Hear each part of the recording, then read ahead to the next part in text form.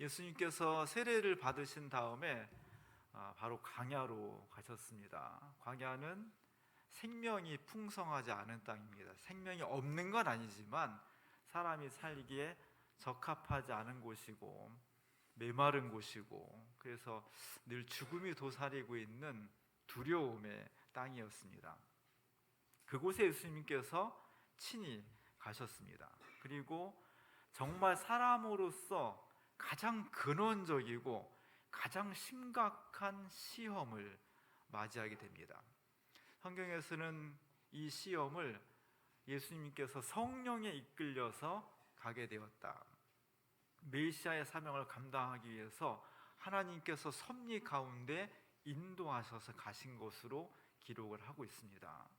사실 우리 인생을 살면서 수많은 시험을 만나게 됩니다. 어떤 땐 정말 죽고 싶을 정도의 어려움과 시련을 만나게 되는데, 그것조차도 하나님께서 우리를 인도하시고 역사하시고 함께 하셨다는 것이 믿음의 고백입니다. 그런 자세를 가지고 신앙생활을 하게 될 때 그 시험이 우리를 파탄시키는 것이 아니라 오히려 더 풍성한 은혜로 인도하신다는 것이 수많은 사람들의 고백이고 오늘 예수님의 모습입니다. 오늘 제가 주보에 이 장면을, 예수님이 시험받는 장면을 실었습니다. 500여 년 전에 플란드스라는 사람이 제가 몇 번 소개를 했던 그림입니다.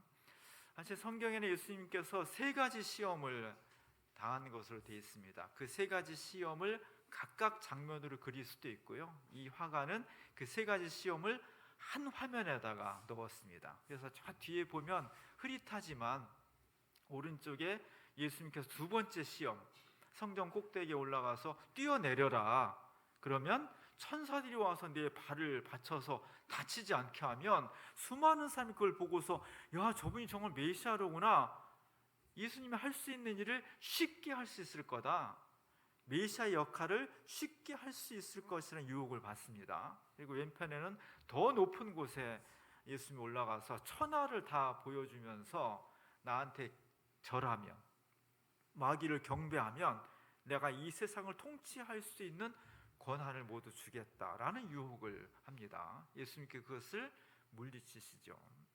광야는 죽음의 공간입니다. 그래서 수많은 시신들, 시체들이 나뒹구는 곳이기 때문에 하늘에 독수리 떼들이 지금 날아다니면서 예수님이 언제 죽나, 언제 먹잇감이 생기나, 아주 그런 장면들을 실감나게 보여주고 있습니다. 오늘 이 화가는 그 세 가지 시험 중에서 두 가지는 멀리 배경으로 처리하고 첫 번째 시험에 초점을 맞췄습니다. 마귀가 지금 예수님께 큰 돌을 가지고 다가가고 있습니다. 마귀는 머리에 뿔이 났죠. 그리고 마귀의 아주 상징적인 표시가 발가락에 엉겅퀴가, 그 발가락에 갈퀴가 있는 겁니다. 그래서 서양에서는 이 갈퀴가 있는 것은, 발에 있는 것은 마귀죠. 그렇게 머리와 발에 마귀라는 표시가 있음에도 불구하고 그는 아주 거룩한 사제복을 입었습니다. 수도사의 복장을 하면서 굉장히 경건한 삶을 살고 있다는 것을 표시하고 있고, 손에는 기도하는 묵주를 들고 있어서 그가 늘 기도하는 사람처럼 위장을 했던 겁니다. 마귀는 어떻게 보면 보이기도 하고 어떻게 보면 잘 표시가 안 나고 더 우리보다 더 경건하고 더 신앙적인 모습으로 다가오는 거죠. 그가 지금 손에다가 큰 돌을 들고 예수님께 다가와서 이 돌을 떡으로 만들어 먹으라고 유혹을 하고 있습니다.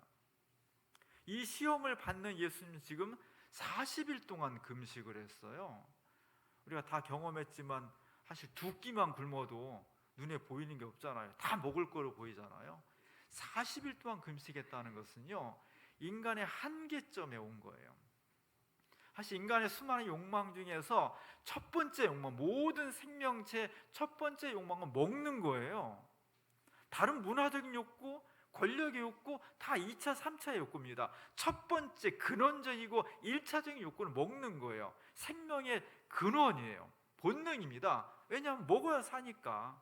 먹지 않으면 죽음에 이를 수밖에 없으니까 근본적인 욕구, 근원적인 욕망은 먹는 겁니다. 그것을 예수님이 40일 동안 끊었다는 거예요, 이 광야에서. 그래서 아마 예수님은 눈에 보이는 것마다 다 먹을 거로 보였을 거예요.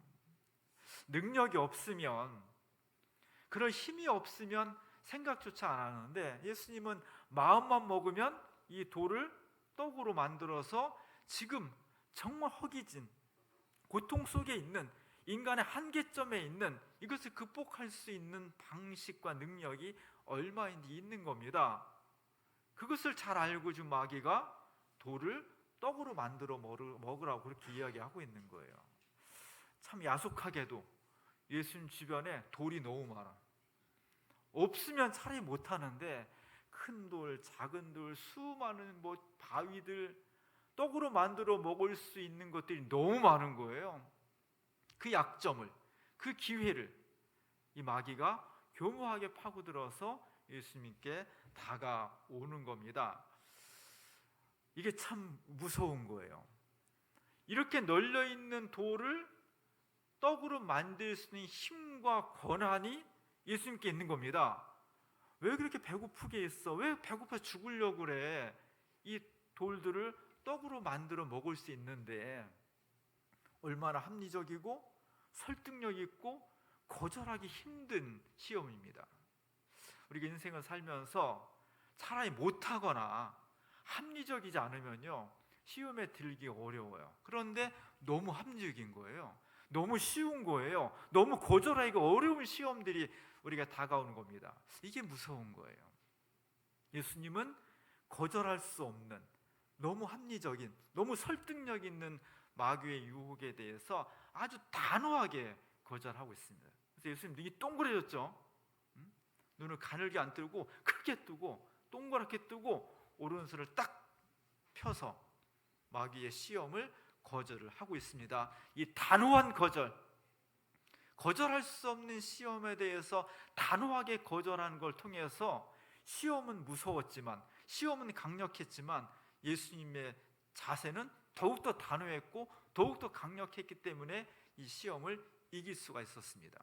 그리고 그는 드디어 이 시험을 이긴 다음에 메시아로서의 공적인 기능을 명확하게 할 수 있었다는 것이 성경의 기록입니다. 우리는 수많은 시련을 당합니다. 시험이 오기 전에 먼저 오는 것이 시련이에요. 물론 시험이란 말 속에는 시련이라는 뜻도 있고 유혹이라는 뜻도 있습니다. 근데 시험이 오기 전에 먼저 오는 것은 시련이었어요. 예수님이 왜 이런 유혹을 당했겠어요? 왜 이런 시험을 당했겠습니까? 40일 동안 굶었다는 고통이 먼저 있었던 거예요. 사실 고통이 없으면 우리가 시험을 당하는 것도 좀 덜해요. 덜 힘드니까. 근데 정말 죽을 만큼 힘들면, 너무너무 힘들면 우리에게 다가오는 시험이 강력해지는 거예요.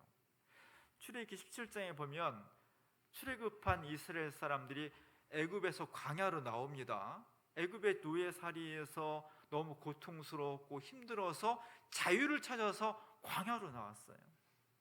이제 곧 가나안 땅이 펼쳐지면 얼마나 좋았겠어요. 근데 여기서도 40년 동안을 방황하게 됩니다.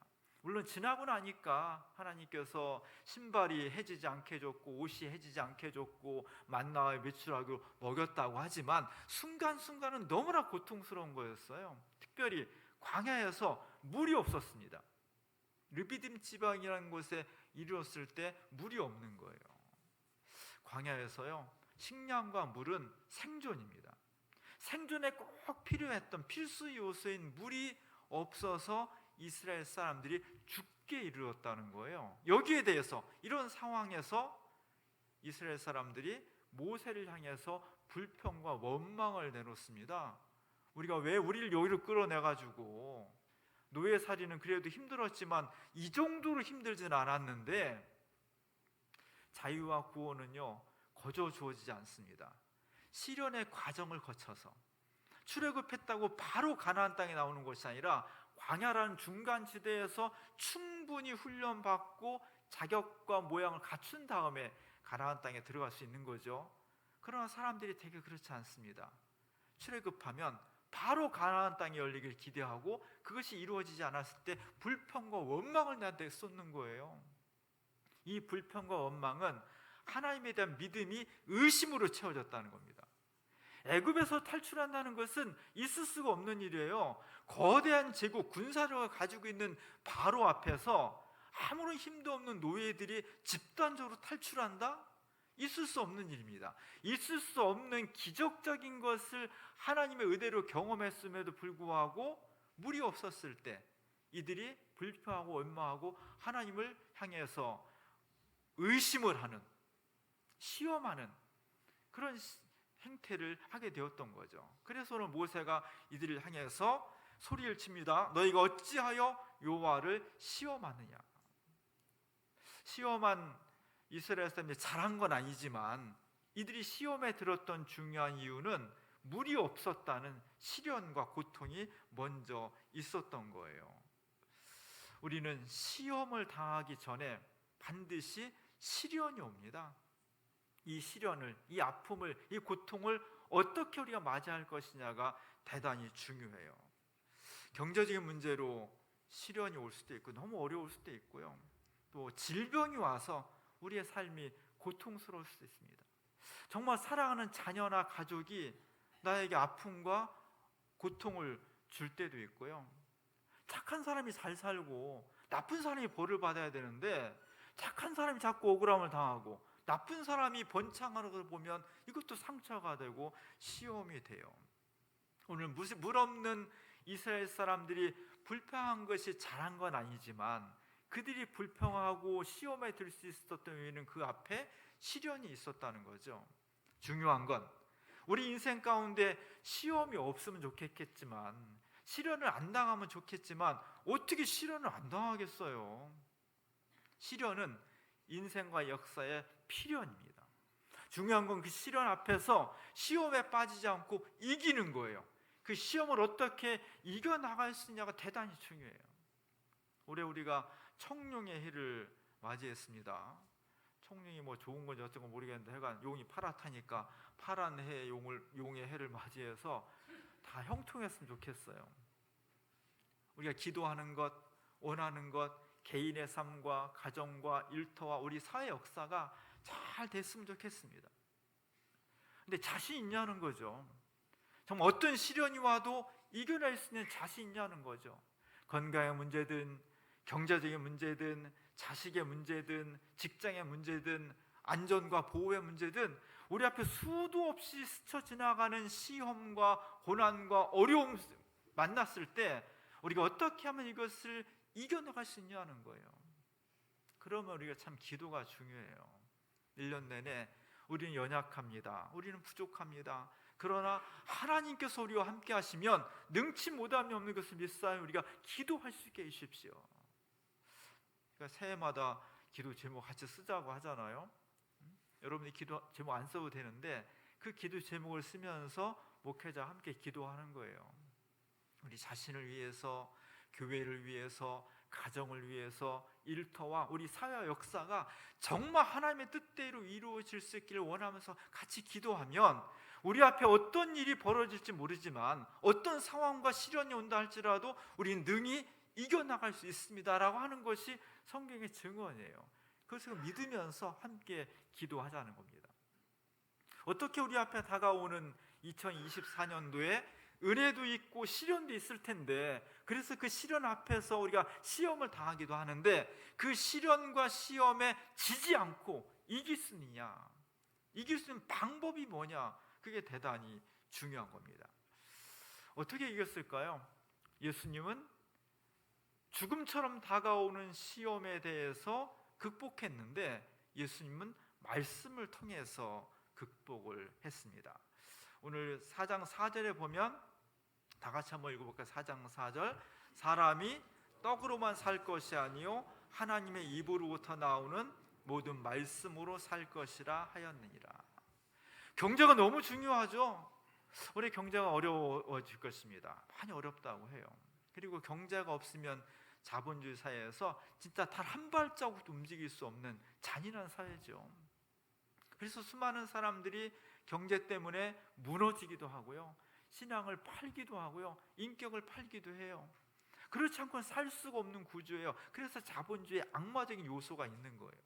이걸 어떻게 극복할 거냐? 오늘 예수님께서 돌을 떡으로 만들라는 상징적인 시험을 받았지만 순간순간 다가오는 게 특히 자본주의 중심의 사회에서 이 문제가 심각한 거예요.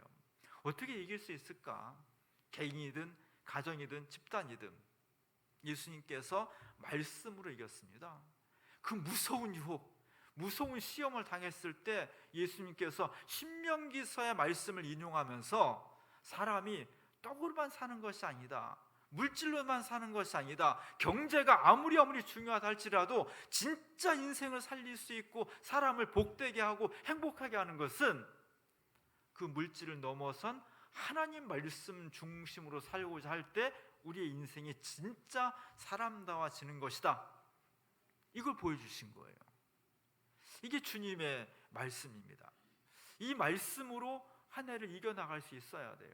우리 앞에 어떤 시험이 올지, 어떤 시련과 고난이 올지 한 해 동안 아무도 예측할 수가 없습니다. 그러나 우리가 말씀을 붙들고 살면 어떤 경우가 온다 할지라도 우리는 그 말씀을 통해서 우리 자신의 한계를 극복할 수 있고 초월할 수 있다는 거예요.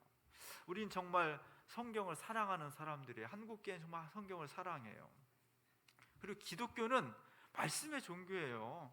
하나님께서 우리에게 보여주시지 않았는데, 자신의 모습을 보여주시지 않았는데 뭘 통해 보여주셨냐? 말씀을 통해서 하나님이 어떻게 살아계시고 무엇을 원하고 있고 우리가 어떻게 살아가면은 진짜 구원과 영생에 이를 수 있는지 말씀을 통해서 보여주신 거예요. 그 말씀을 붙잡고 그 말씀 가운데 서고 그 말씀을 따라 살려고 하는 것이 기독교의 가장 큰 특징이고 생명력입니다. 그래서 우리 교회도 벌써 2년 넘게 전부터 계속 성서일과를 쓰고 있잖아요. 우리 교인들 한 50여 명이 성서일과를 매주 쓰고 있습니다. 매주 주보에 나 있는 성서일과를 쓰면서 다음 주 설교 말씀을 준비하는 거잖아요. 그 말씀을 통해서 우리가 단련되어지고 그 말씀을 통해서 생명의 양식을 얻고 그 말씀을 통해서 우리가 다가오는 모든 시련들을 이겨나갈 수 있는 힘을 얻게 되는 겁니다. 그래서 히브리서 4장 12절에는 하나님의 말씀은 살아있다, 하나님의 말씀은 힘이 있다. 하나님의 말씀은 죽어있는 말씀이 아니고요, 하나님의 말씀은 살아있고 하나님은 무능한 말씀이 아니고요, 하나님의 말씀은 생명과 힘이 있다는 거예요. 그래서 우리가 연약할 때, 시련 앞에서 쓰러질 수밖에 없을 때 우리를 살아 움직여서 힘을 주시는 말씀이 생명의 말씀이라는 겁니다. 성경 말씀은 3,000년 전, 2,000년 전에 쓰여진, 우리랑 전혀 문화가 다르고 역사가 다르고 언어가 다른 것으로 쓰여졌지만 우리는 이 말씀을 통해서 지금 21세기에 지금 나에게 하나님께서 말씀을 주고 있다, 내게 지금 음성을 주시고 있다고 믿는 거예요. 그 믿음대로 살아보니까 놀라운 역사가 일어나더라. 정말 행복하고 정말 시련을 극복할 수 있고 정말 내 삶이 영원히 잇대어 사는 삶을 살아가고 있더라고 하는 것이 2000년 동안 세계 각지에 그 말씀을 믿고 살았던 사람들의 공통의 증언이고 고백입니다. 기독교인은 그 고백을 받아들이는 거예요. 그래서 나도 그렇게 살자고 결단을 하는 겁니다. 말씀이 우리의 시험을 이길 수 있게 하는 힘의 원동력이에요. 목사는 많은 일을 합니다. 상담도 하고 교육도 하고 신방도 하고 사회활동도 하고 여러 가지를 해야 되는데 목회자가 해야 될 딱 한 가지 사명, 딱 한 가지만 뽑으라고 하면 그는 말씀을 전하는 거예요. 하나님께서 오늘 우리에게 이렇게 말씀하신다고 그 말씀을 전하는 것입니다. 성도의 사명은, 성도도 목사만큼 바빠요. 할 일이 되게 많아요. 딱 한 가지만 뽑으라 하면 하나님의 말씀을 듣는 거예요. 그 말씀 속에서 우리가 하나님을 만나고 하나님의 뜻이 내게 무엇인지를 밝혀내는 것입니다.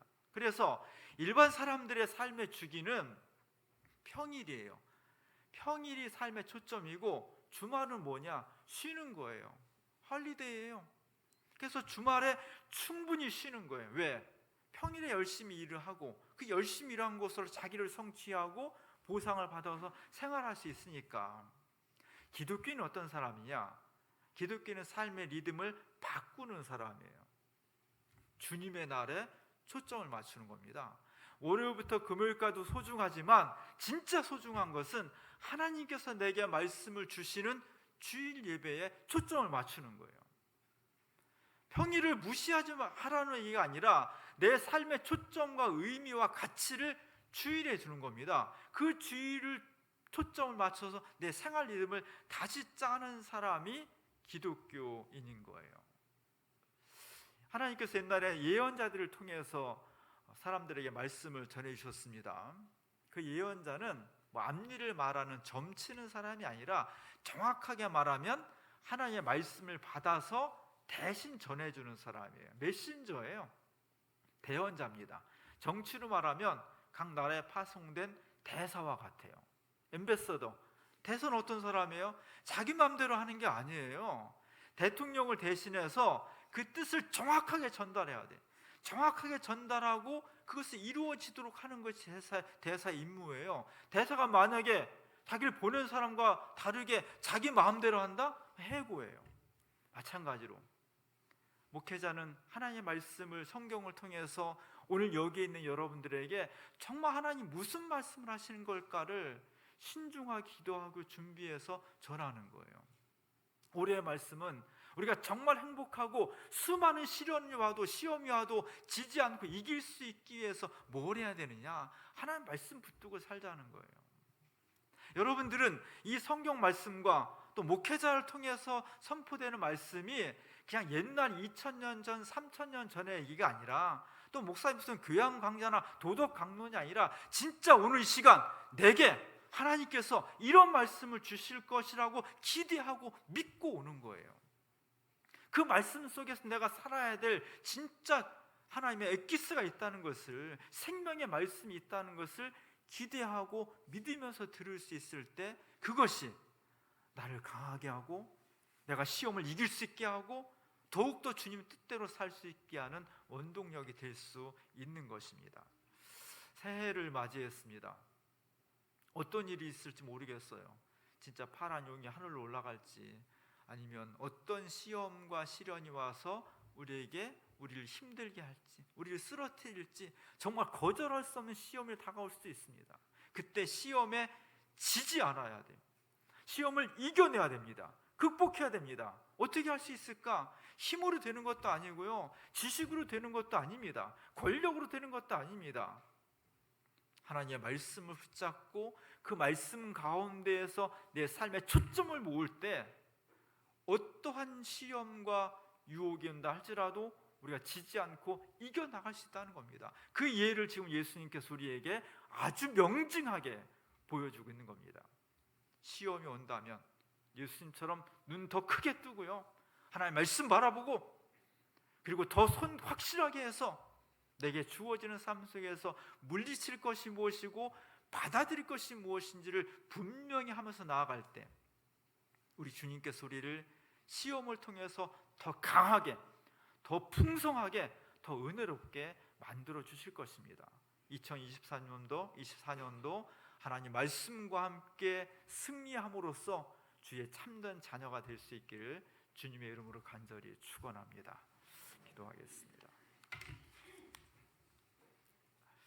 새해가 밝았습니다.